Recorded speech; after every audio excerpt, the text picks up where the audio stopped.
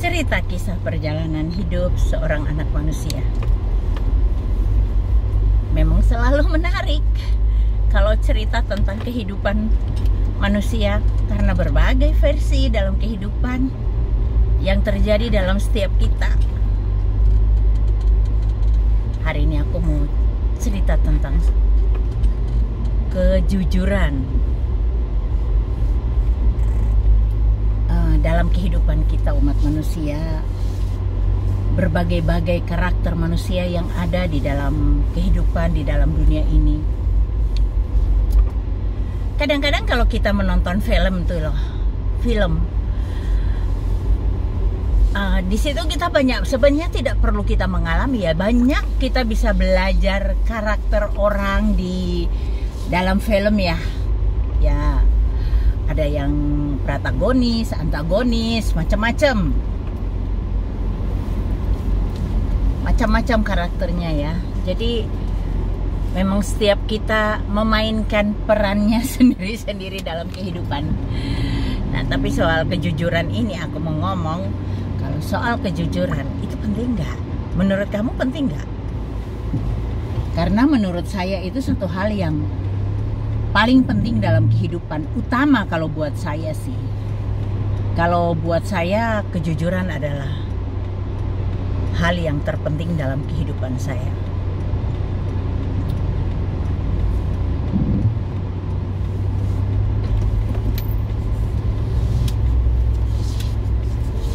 Ya.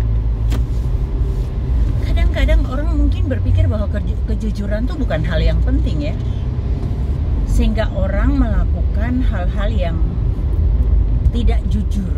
Hal kecil aja di dalam keluarga misalnya. Butuh kejujuran yang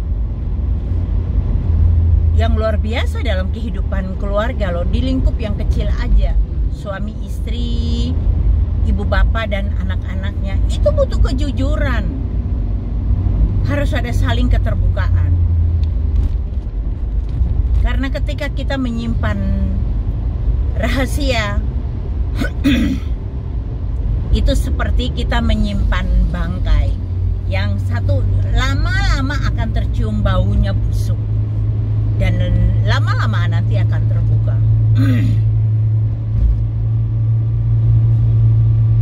Bangkai tidak bisa kita simpan di dalam peti, di dalam rumah, di dalam lemari maupun di dalam rumah. Kayak apapun kita simpan, yang namanya bangkai itu pasti tercium. Alangkah baiknya buat kita, setiap kita, untuk selalu bersikap jujur. Kamu nyimpan apa? Ayo. Kadang-kadang orang tuh nyimpan hal yang menjadi rahasia buat pasangannya, atau mungkin menjadi rahasia bagi pimpinannya, menjadi rahasia bagi lingkungannya, menjadi rahasia, sudah menjadi rahasia. Karena ketidakjujuran. Orang tuh ada pepatah dulu ya, orang tua bilang, berani karena benar, takut karena salah, berani karena benar. Kalau orang jujur apa adanya, dia berani mengungkap semuanya, dia pasti tidak ada rasa takut untuk mengungkapkan. Tapi kalau orang itu ada menyimpan rahasia, pasti dia takut untuk mengungkapkan, takut untuk membuka.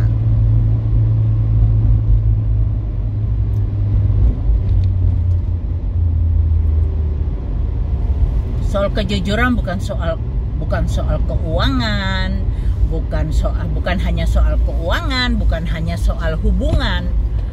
Dalam segala hal kita harus bersikap jujur, terbuka aja apa ada. Tidak ada kebohongan. Karena satu kebohongan akan membuat kamu membuat kebohongan yang lain lagi, yang membawa kamu ke dalam satu kebohongan yang lebih besar lagi. Bagaimana kamu menutup kebusukan itu? Ya, akhirnya dengan berbohong yang akhirnya membawa kamu ke jurang dosa.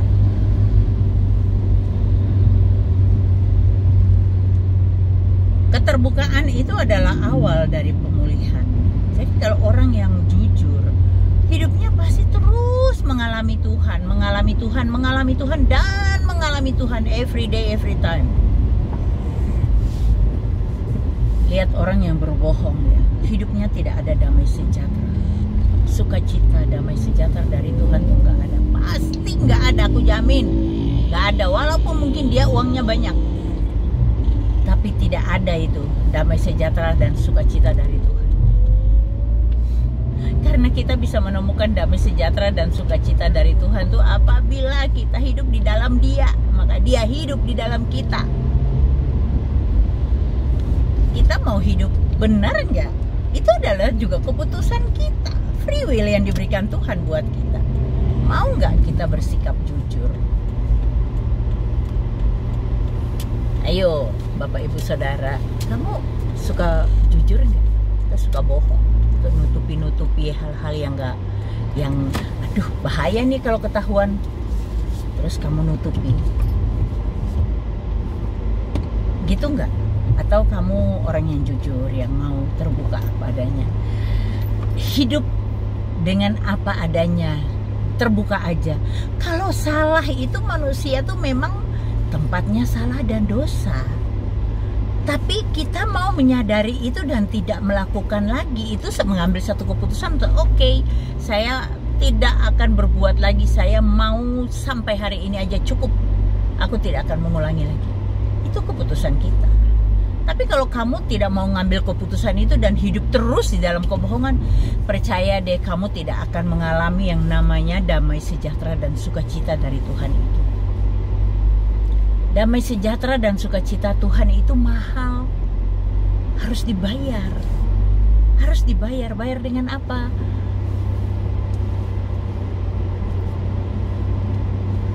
Dibayar dengan apa? Kejujuran. Hidup benar di dalam Tuhan. Kalau kamu hidup nggak benar di dalam Tuhan, bagaimana kamu bisa mengalami Tuhan? Coba kamu mulai dengan hal yang paling kecil. Bersikap jujur. Percayalah, kalau mulai bersikap jujur apa adanya, hidup mulai benar di dalam Tuhan. Aku yakin dan percaya kamu akan mengalami Tuhan. Rasa damai sejahtera dan sukacita, walaupun ada pergumulan yang berat. Tapi percayalah, selalu ada sukacita dan damai sejahtera dari Tuhan untuk kita. Walau Dia berjanji, walau dalam lembah kekelaman sekalipun dalam kehidupan kita, Dia ada menyertai kita. Bahkan sampai putih rambut kita, Dia menggendong kita. Lalu kenapa kita itu tidak mau menerima apa yang Dia berikan, firman yang Dia berikan yang menguatkan kita? Kita tidak perlu takut, kita harus hidup jujur, kita hidup dalam kebenaran. Alangkah indahnya loh Bapak Ibu Saudara, bener loh. Kamu simpan selingkuhan seperti kamu simpan bangkai di dalam rumahmu. Percaya, sudah mulai tercium aroma-aroma busuk itu tercium. Bangkai nggak bisa kamu sembunyiin. Kamu selingkuh kan? Kalau kamu selingkuh, aroma bau busuk itu, aroma tidak sedap itu pasti mulai tercium di dalam rumah. Pasti. Dan nanti satu waktu akan meledak. Bau busuk itu semakin kencang dan terjadi pertengkaran yang hebat dalam rumah tanggamu. Kalau kamu tidak jujur tentang keuangan juga, wow, bahaya. Tunggu waktu, seperti bom waktu yang satu waktu dia akan meledak. Dan itu membahayakan seluruh keluargamu. Seluruh keluarga akan merasakan sakitnya. Bukan cuma kamu. Makanya perlu kejujuran. Suami istri itu harus ada keterbukaan. Saling terbuka. Sepanjang hari ini ada mengalami apa? Terbuka sama pasangannya. Terbuka dengan anak-anak. Selalu berdoa bersama. Setiap sore membangun mesbah keluarga. Alangkah indahnya keluarga Kristen itu, mengikuti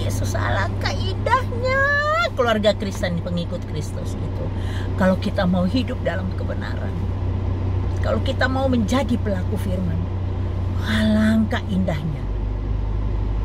Walaupun ada badai, tidak akan mengganggu. Percayalah, walaupun ada ombak, gelombang dan badai sekalipun, kita tetap tenang. Tetap tenang. Tetap tenang. Dan ada hikmat-hikmat Tuhan yang Dia berikan buat kita, menguatkan kita, yang mana kita bisa berjalan bersama Dia. Kita pasti bisa menyelesaikan. Tidak perlu ragu, tidak ada keraguan apapun. Jalan bersama Tuhan tuh pasti tidak ada keraguan apapun. Bapak Ibu Saudara, bersikap jujur penting dalam kehidupan kita. Apalagi kita mengaku sebagai murid-murid Kristus. Kalau kita mengaku sebagai murid Kristus, kita jangan jadi Yudas Iskariot yang curang, yang suka korupsi, yang tidak ada kejujuran. Tapi kita mau belajar menjadi Petrus, yang sekalipun dia menyangkal Tuhan, ketika dia menyadari itu, dia nangis. Bahkan Tuhan pernah bertanya sama dia, Petrus, apakah engkau mengasihiku? Aduh, kamu bayangin kalau kamu ada di posisi Petrus. Aku bayangin tuh Petrus perasaannya gimana gitu saat Tuhan tanya sama dia. Kalau Tuhan bertanya itu, pertanyaan itu Tuhan tanya sama aku. Aku pun akan sama seperti Petrus. Sampai menangis dia akan berkata, aku mengasihi engkau Tuhan. Aku mengasihi engkau Tuhan. Sampai 3 kali Tuhan bertanya. Jangan jadi Yudas. Percayalah, Tuhan ada selalu untuk Bapak Ibu Saudara. Apabila Bapak Ibu Saudara hidup di dalam kebenaran firman-Nya. Oke Bapak Ibu, Tuhan Yesus memberkati.